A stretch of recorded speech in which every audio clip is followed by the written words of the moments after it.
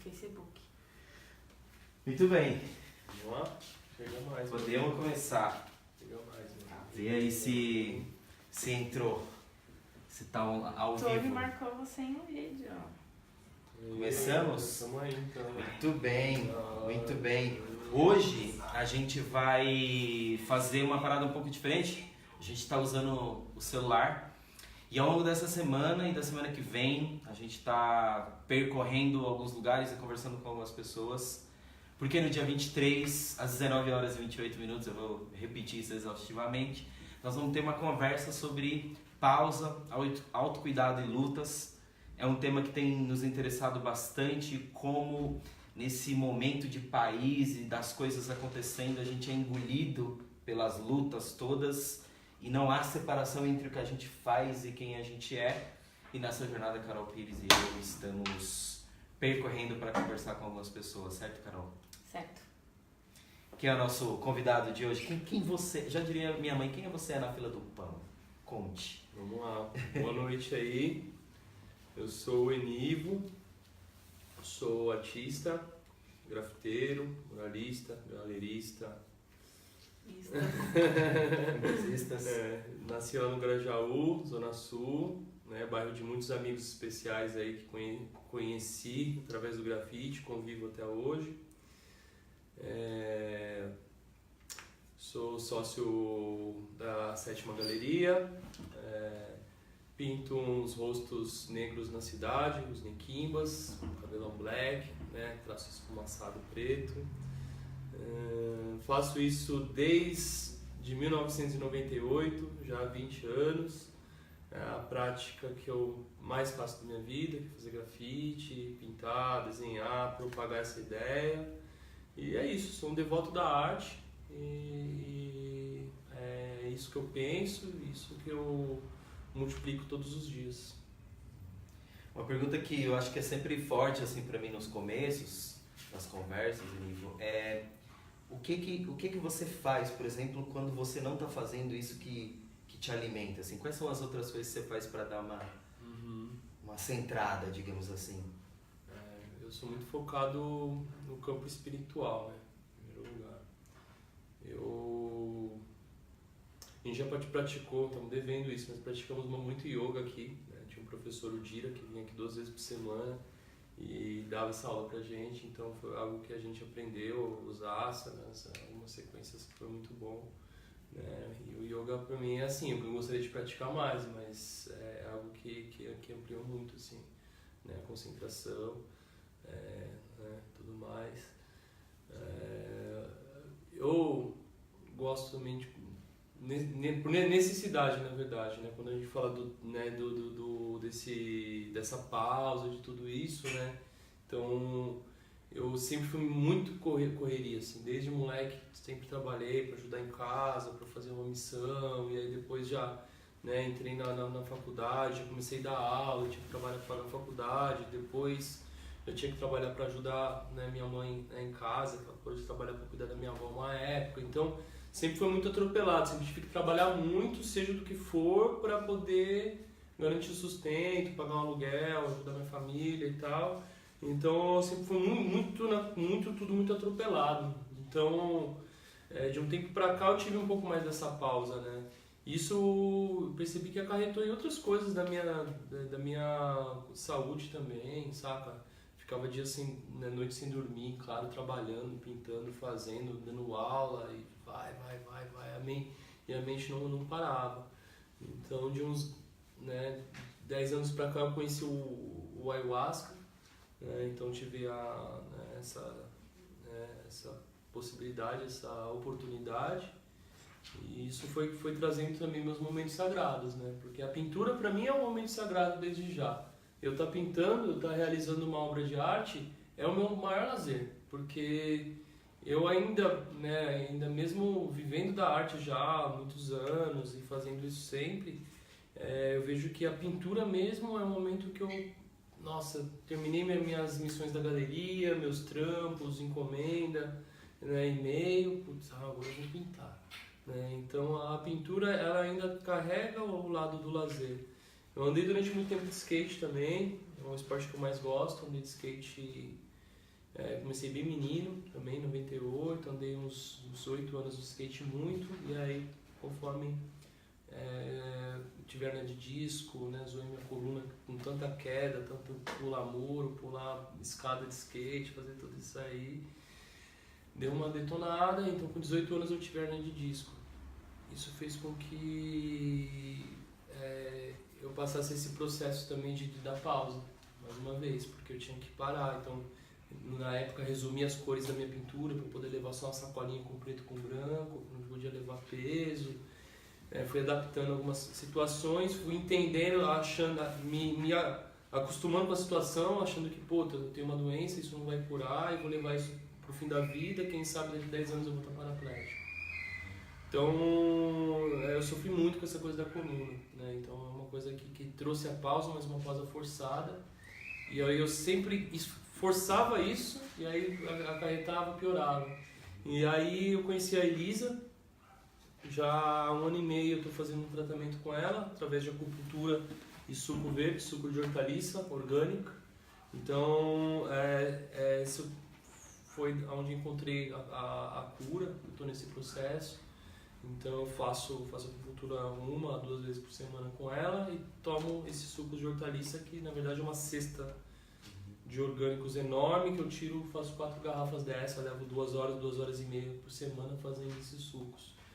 Então, foi uma forma de olhar pra mim, de cuidar de mim e de ver que eu tenho tempo pra mim também.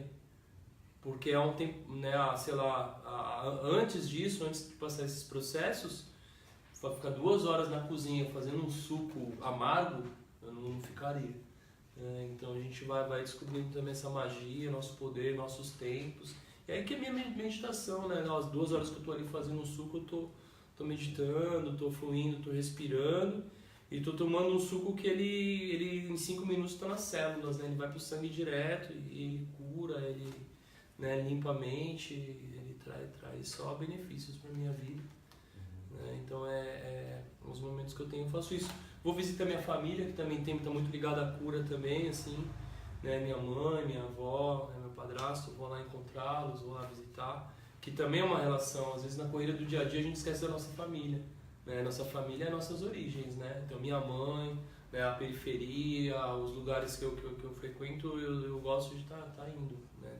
Então também nesses tempos que eu tenho, eu vou visitar minhas origens. Gosto de ir lá pro Grajaú, ir lá na minha mãe, ou ir em outra quebrada para pintar, para tirar um lazer, encontrar os amigos.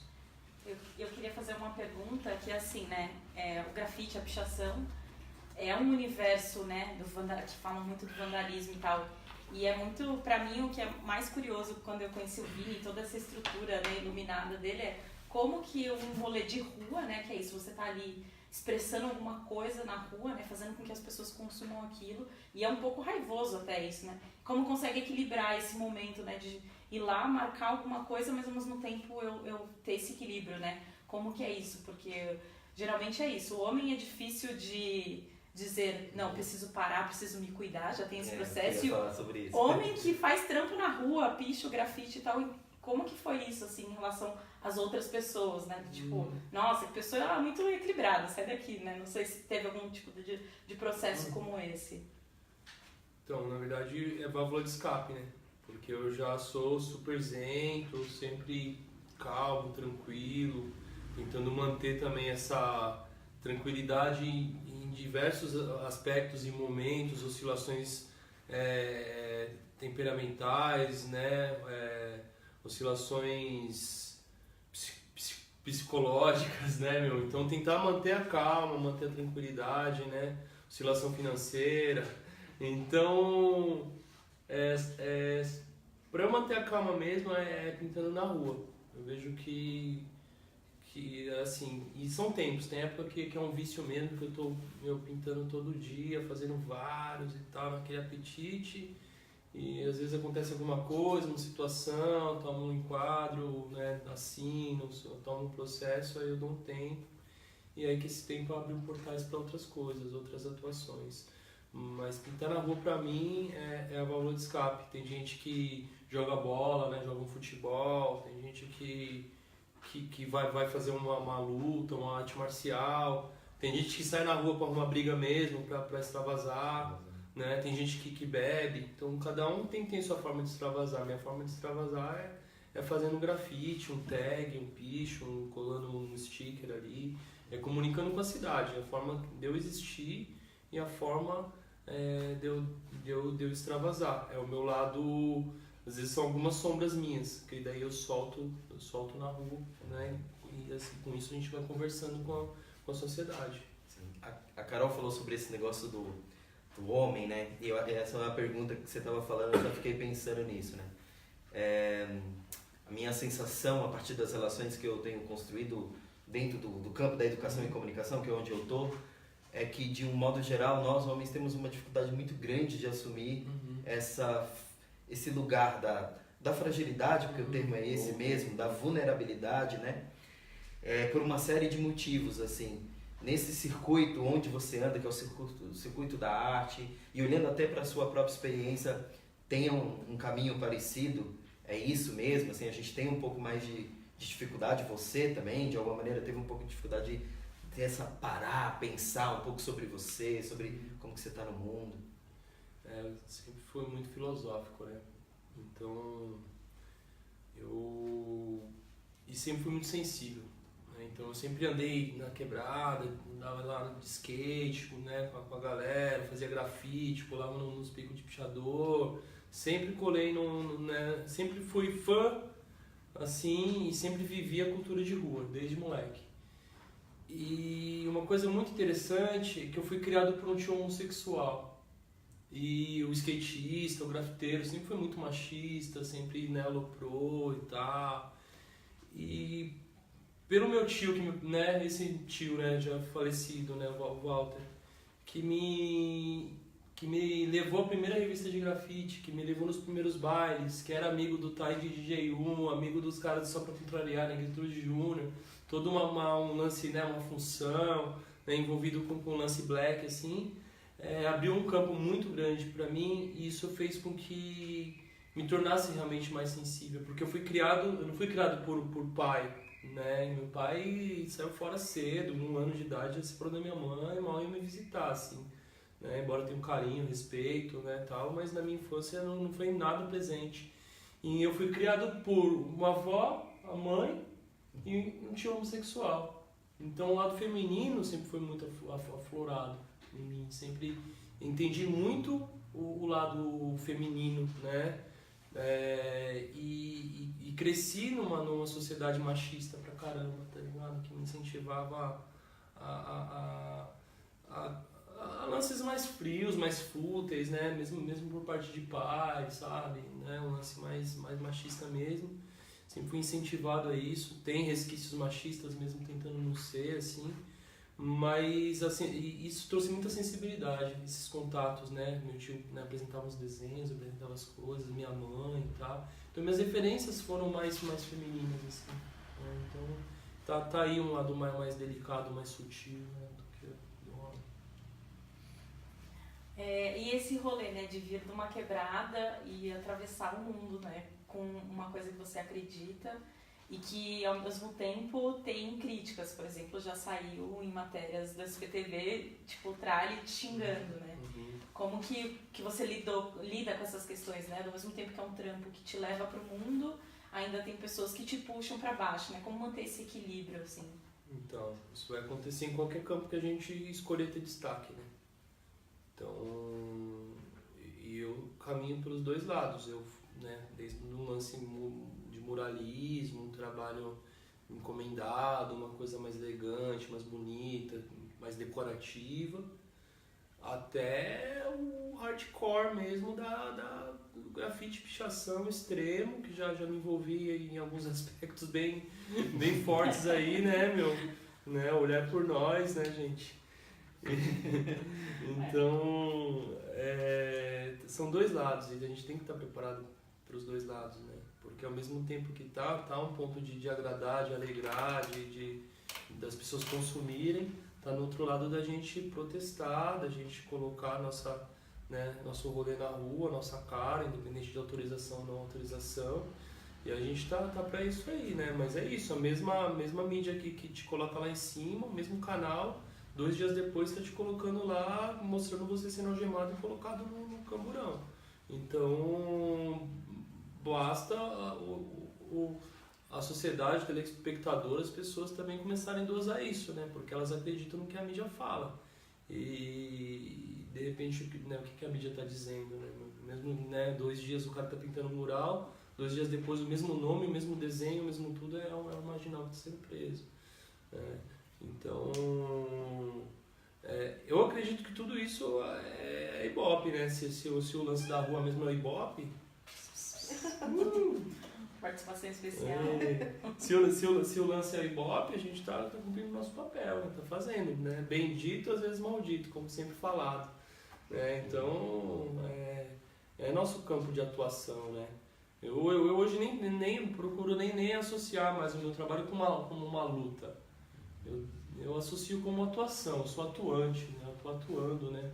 Quando você luta, você se desgasta, né? Você está lutando, quando você luta, você está contra algum outro lado, né? Quando você atua, você tá entendendo também os outros lados, tá fazendo a sua, né? Tá pertencendo, né, a algo para mudar alguma coisa ou a situação do povo, que é o que a gente quer defender, né, no caso, que é o que a gente faz parte, né? Então, meu campo de atuação nisso é vasto, né? Eu gosto de estar dentro do campo das artes em todos os meios, né? No campo artístico, né? Mural, conceitual, educacional. Então já dei aula, já fui professor durante 10 anos. Assim.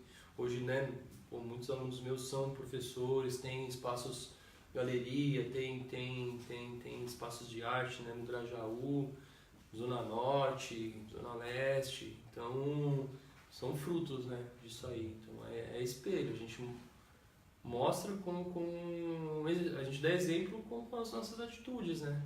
Então, isso é o principal.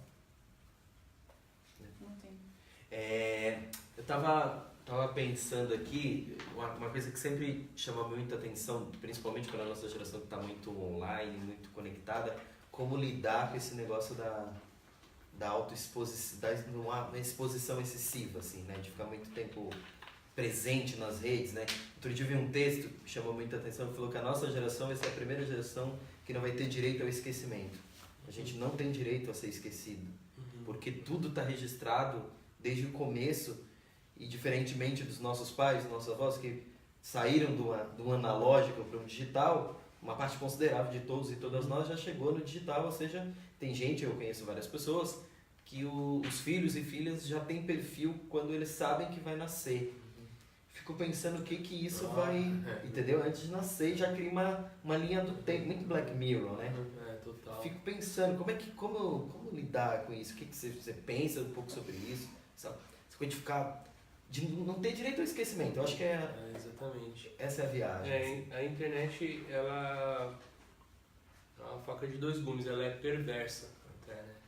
Eu conheço pessoas que sabem usar a internet muito bem. Elas apropriam, tiram o néctar da internet mesmo, sabe? Tipo o Lobot, por exemplo, faz pesquisas de música, pesquisas de foguete, pesquisa de seja o que for, o cara tá estudando de, sabe, alguma coisa nova que tá aparecendo, equipamento, carro que voa, o cara tá sempre pesquisando. E vejo gente também que, mano, usa a internet pra não fazer nada, pra ficar na barra de rolagem, né, vendo feed de notícia dos outros, né? Então, acho que isso bate perigoso. Em quem está do outro lado e como, assim? Então, é o uso disso, né? Porque é um tempo de vida útil, né, que a gente tem, né? Não é só a máquina que tem, né? Então, a gente fica ali na frente, né? Tem que saber o que a gente vai usar. Eu procuro usar, de fato, assim, meu telefone, assim, de fato, 3 vezes no dia. Quando eu acordo, dou uma olhada nas mensagens, respondo, falo com alguém de manhã, tal... Vou para minhas atividades, vou trampar, vou fazer minhas coisas, almoço, depois do almoço dou mais uma olhadinha, vejo quem respondeu, tal, e à noite dou mais uma olhada. Então tem um fluxo, porque eu sei que quanto mais eu ficar com o telefone na mão, mais eu vou navegar naquilo, eu vou ficar vendo as mesmas coisas. Porque é um telefone com vários, o smartphone hoje tem um monte de aplicativo de tudo que você imagina. Ele inclusive liga, né? Faz tudo, inclusive faz ligação. Mas é isso, mas é limitado a Facebook e Instagram, né? Quem tem Tinder, Happn também já brinca um pouco mais, né? Mas no meu caso às vezes é isso, é muito... E ali já tá todo noticiário, porque eu não tenho TV, não tenho nada, então se a bomba explode alguma coisa eu vou saber, porque eu vou ver, né? Quando o prédio caiu, eu vi no Instagram lá algumas coisas e falei, pô, fiquei apavorado e fui lá, né, ver um pouco mais, mas eu fico sabendo das notícias hoje através de Instagram e Facebook eu nem olho, na verdade, eu posto as coisas via Instagram e o Facebook dá uma olhada às vezes, vejo as mensagens, mas eu não gosto muito de ficar olhando, vendo a vida dos outros ou fazendo isso, cara. Eu acho que tem que ser pontual, meu. Eu uso para trabalho, uso para trabalhar. Quem quer falar comigo vai direto, não fica mandando um monte de grupo, um monte de frufru. Vai direto ali, fala comigo no inbox, manda uma mensagem, tem um e-mail lá, manda um e-mail e a gente resolve, né?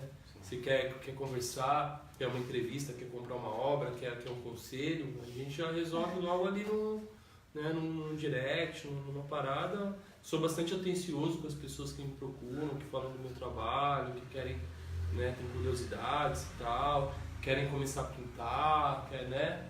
Pô, sou super atencioso, falo, troco uma ideia, né? Mas é importante a gente ficar ligado. A gente vê os bebezinhos, né, de meses, 5, 6 meses, o bebezinho já faz assim, já puxa, já liga a aba, já entra no coisa. Eu fico de cara, mas eles já sabem isso, já tiram, o telefone toca, eles desligam, né? Então eles já fazem tudo, vai lá pro joguinho, então tá aí, né? Também não tem como desassociar, não tem como achar. Mas meu tio falava isso quando eu era criança, quando eu tinha meus 6 anos de idade, tinha um tio crente da Assembleia de Deus, tenho, né, esse tio Pedro, e ele falava, depois dos anos 2000 ia chegar a era do anticristo, que eles iam colocar um código de barra na nossa testa, né? Eu ficava apavorado, né? Mas é isso, né? É a era do anticristo, cara. Daqui a pouco não vai precisar de um aparelho. Daqui a pouco vão instalar uma parada em você e você já vai ter tudo ali no campo de visão. Tá chegando isso aí. Sim, sabe? Vamos ver quem vai querer embarcar nessa ou não. Mas a gente já tá nessa era. Porque eu mesmo tentando me policiar com o celular, alguma coisa assim, vai acabando a bateria, você vai entrando em desespero. Então lá no centro hoje foi acabando a bateria, eu falei, nossa, e agora o que eu faço? Poxa, como eu vou pegar o Uber, como eu vou sacar o dinheiro, porque tudo tá no celular. Né? Eu precisava de dinheiro pro ônibus, então, precisava ir no banco. Para ir no banco você precisa do celular, e aí tudo aquela correria. Ou para pedir o Uber você precisa do celular, ou qualquer coisa assim. Né? Então... tem uma galera aqui na live, né? Mandando um salve, o Alex Barcelos, Dosa Sena. Oi, sobrinho, estou aqui, parabéns. Valéria Lopes, olha Valéria, a gente sente sua falta. Finoca, coisa mais linda, ela mandou. A Lúcia falando aqui, coisa linda de ouvir, compartilhar isso. E o Rogério Gonzaga, ele fala que ele acha que muita coisa vai se perder. Por exemplo, o Orkut, né? Os bagulho do Orkut, ele escreve, já eram, né? Foi uma rede social que usou e eu acho que todo mundo perdeu o que tava ali, né? Não sei se alguém printou os testemunhos que existiam lá, né? Mas que ele acha que é isso, que pode ser uma coisa efêmera. Eu acredito que o Facebook tá meio que em declínio ali e não sei qual que é o fim disso, mas ao mesmo tempo as crianças hoje, o sonho delas é crescer e ser um youtuber. Minha sobrinha de 6 anos acabou de abrir um canal no YouTube. Então assim mesmo, né? Exatamente. O que eu ia falar mesmo? Deixa eu voltar nessa ideia. É mesmo Fotolog, né? Quando eu comecei o negócio de grafite e tal na internet, era Fotolog na época. Todo mundo queria ter um Fotolog, tinha que esperar da meia-noite pra poder abrir, porque dava uma rola, era uma foto por dia e tal. Os 10 comentários, né? Meia-noite, você tinha que postar, só podia 10 comentários. Tinha tudo isso. Então, ver a evolução disso, né? Há pouco tempo atrás eu fui pra Alemanha e os caras ainda usavam Fotolog lá, não sei se ainda tá tendo, mas os caras usam o Fotolog. Né, o Flickr, né, tinha outros meios assim que a gente usava bastante, né, mas hoje o Instagram é muito rápido, né, porque você vê a foto e já né, é foto, é imagem e tal, não lê, tudo muito rápido, né. E conectando com esse negócio, né, da nossa conversa, nem sei quanto tempo a gente tem aí, dessa história da pausa e tal. Não, faltam 5 minutos, só vai acabar. Poxa, achei que eu ia ter que falar. Você viu, né? Pô, 30 minutos, muito tempo aí.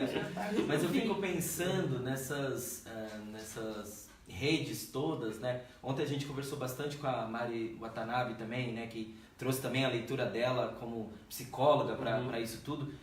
Eu fico pensando nessa coisa do eterno e do autocuidado, né? Do eterno, mas ao mesmo tempo também do efêmero, como a Carol disse, né? Porque, por exemplo, você olha os stories da vida, que são 24 horas, então ao mesmo tempo que você está registrando a sua vida inteira, tem coisa também que você só está jogando, né? E eu fico pensando se isso não deixa a gente meio ansioso, assim. Ontem eu dei um testemunho desse, né? Que eu larguei um pouco as redes sociais e eu me senti muito mais otimista com relação ao mundo. Eu achei que o mundo tinha até jeito, tinha até, sabe? Porque eu ficava naquele fluxo de todo dia tinha uma luta e todo dia, toda hora acontecia alguma coisa, toda hora o Temer fazia alguma coisa, e toda hora eu queria reagir a isso, mas eu não posso reagir, eu não consigo reagir a tudo, né? E o quanto que eu também ia caindo a minha energia, né? E o quanto que o lance do textão vai resolver alguma coisa, né? Tipo, algumas coisas é bom aclarar, né, de conteúdo, mas o quanto a Mari falou muito ontem, né? Você lê um textão, aí você quer responder com um textão, aí você recebe um textão, aí você fica ali no textão pra sempre. E, tipo, parece que não tem fim essa disputa, né? Entra naquela coisa dos revoltados online, né? Então, né, ficar lutando, né, toda uma militância ali e tal, mas, meu, não sabe, na atitude mesmo, no dia a dia, na hora mesmo, tem gente que nem existe, que é tímido, que entra, né, tipo, né, se esconde no casco, tá? Que é as relações, então na internet vai, xinga, fala o que quer, né, meu, denigra a imagem dos outros, tem, né, a gente faz tudo isso, mas na vida real fica ali, no dia a dia mesmo, meu, não sai de casa, não tem uma atitude, né, então o lance é esse também, né, se é uma militância a pessoa tem que atuar, meu, online, offline, né, tem que estar ao vivo mesmo no rolê, porque não fica cômodo, né, essa parada, né, também de né, ficar só ali dentro. Né? E tem que ir pra cima, tem que movimentar, né, meu? A gente tem que ir pra rua, né, meu? A gente vê a galera, né, 2013 mesmo, né, que a galera foi pra rua, né, a gente achou que ia mudar alguma coisa, né, meu, com aquela força, né, meu? Uma coisa histórica, mas aí depois as pessoas vão se acomodando, né, não era R$3,20 a passagem, agora já é R$4, então não era por R$3,20, né, outras coisas, né, mas olha só, né, como que a gente tá, passou agora já 5 anos, e aí, o que mudou? Marielle morreu, Lula preso, tá ligado? Puta golpe, uma coisa louca, cidade, né? Brasil querendo Bolsonaro, tá ligado? E aí, o que mudou? Cadê o povo pra lutar? A gente tá na rua lutando, o Maurão tá ali, mudando, nós levando tiro no começo do ano passado, né, correndo atrás, esse ano tomando enquadro, sempre os primeiros rolês do ano é ferve, né, Maurão? Né? Mas estamos na atividade, estamos na luta, estamos na rua fazendo, sabe, né, colocando a nossa mensagem, né, e arriscando, né, pra quê? Pra não ser efêmero, porque o grafite é efêmero, mas a memória das pessoas são eternas. Quando se relaciona. Né? Exatamente. E essa brincadeira, né, então, do efêmero, do eterno, né, o efêmero tá na rua, o grafite que eu faço hoje pode apagar amanhã, o eterno tá aqui, meus quadros a óleo que eu pinto na minha casa, tá na segurança, tá aqui tudo tranquilo, e assim são as nossas oscilações também, né, assim são as nossas atitudes, mas importante é a gente fazer história, né, não precisa ser pro mundo, mas pelo menos para a nossa comunidade, para a nossa rua, para a nossa casa, a nossa família, né? Fazer a diferença ali. A coisa começa em casa, né? Que é o hip hop, né? Primeiro conquiste a sua casa, conquiste a sua rua, seu bairro, sua cidade, seu estado, seu país, seu continente e o mundo, né? Então a coisa é passo a passo. Primeiro tem que dar exemplo em casa. Falta 1 minuto só, então o Leonardo Vidal tá mandando um salve para você, Tony, falando que hoje a criançada já tá tipo nos comerciais de TV, né? Mexendo nos aparelhos. E aí que ele fala que um controle mais próximo dos pais para fazer a molecada voltar a jogar bola na rua, brincar de pega-pega, que assim esperamos. Mas é isso, estamos nos minutos finais. Eu fico... boa que o Léo trouxe, porque é isso também, né? Eu fico pensando se a nossa geração já tá... Eu sinto uma certa urgência, a Carol também sentiu, é por isso que a gente se encontrou em ter essas conversas, de não só falar do que a gente faz, mas falar também de quem a gente é, que se mistura com o que a gente faz, mas tem outra dimensão. E a Gisele Brito trouxe uma reflexão hoje bem interessante num videozinho que a gente postou, que ela falou, nossa, eu fico pensando nessa molecada que tá vindo agora na militância, né? Porque tá vindo nesse soco que é as redes sociais, então uma exposição hard, então essa molecada não pode errar uma vírgula, ela não pode errar um termo, porque ela tá sendo vigiada, e aí lembra do Tom Zé, né, do tribunal do Facebook, porque se você erra, você é massacrado, e não adianta nada que você fez antes, né? Eu fico aí conectando com isso que o Léo trouxe, eu fico pensando o que a gente vai ensinar para os nossos filhos e filhas disso também, né? Porque eu fico pensando muito do Sid Clayton lá de Recife, em que ele me mostrando as plantas lá da casa dele, ele falou assim, Tony, a nossa geração precisa aprender a voltar para casa. Nossa geração foi tentar resolver tudo aqui, esqueceu de uma espiritualidade prática, de plantar, de beber o suco verde, né? Então a gente acha que é tudo resolvido no texto, na articulação política, e às vezes só precisa tomar um chá de boldo. Exatamente. O analógico, né? Viver a vida natural. É isso também, porque as pessoas muitas vezes elas querem ser normal. Não, eu sou normal. Mas ser normal não é mais a pegada. Você é ser natural, a gente tem que ser natural, sabe? Se alimentar natural, viver natural, sabe? Ser natural com as pessoas. Nada, ser normal é seguir norma, tá ligado? Ser natural é seguir o fluxo da vida. Nossa, bom encerramento. É isso, Muito bem. Vai fazer a despedida, Carol Pires? Já ficou tímida agora. Ficou tímida. Bom, terminamos nosso papo de hoje. Antes da gente fazer a rodada final de tchau, dia 23, 19 horas e 28 minutos. A gente vai estar com essa mesa de conversa, né? Primeira de várias e de muitas, que é pausa, autocuidado e lutas, né? E a gente o Anderson França vai colar, o Dinho, né? A Ana Carolina do Visionários da Quebrada vai trazer a leitura dela, o Aurélio Prates da Casa no Meio do Mundo também vai trazer a leitura dele, e a gente vai tentar a partir de 4 leituras diferentes, trazer um olhar um pouco para essa história do autocuidado. Dá para perceber que cada um tem uma leitura sobre isso, né? E a brincadeira é essa mesmo, cada um tem um entendimento do que significa se autocuidar. Que para um é uma coisa, para outro é parar, para outro é pintar. Para mim, assistir o Simpson, sabe? Assistir Doug Funny, isso para mim é super importante. Irmão de Jorel, isso para mim é importante. Então, dia 23 a gente vai estar lá, e com essa eu me despeço. E sempre vai pra direita. É nóis, valeu galera, isso aí. Dia 25 tem exposição Atman Genivo na 7ª Galeria com Harmonia 95C, Vila Madalena. É nóis aqui. Bom, até amanhã, gente.